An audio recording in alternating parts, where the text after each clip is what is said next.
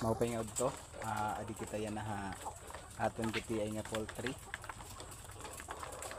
Nagtubong kita yan na para nira paningudtuhon ngan siyempre nag-refill kita ang tubig nga tunira water tank.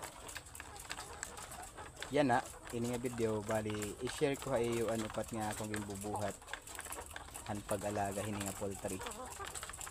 So pinakauna siyempre an paghatag hin pagkaon, an ikaduha pag maintain han tubig na ira may inom, nan ikatulo amon paghatag hin vitamins ngan an iba pa nga mga kinahanglanon nila. Ikaupat amo an sanitation nga tinatawag, kung diin may dapala ako gin upload earlier nga nagbubutang ako hin carbonized rice hull ngadtuhan bawbawhan iti han manok.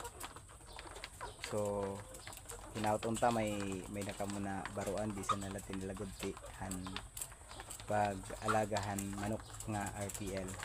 So tubtob nala dinhi ini nga video. God bless ngan damong salamat.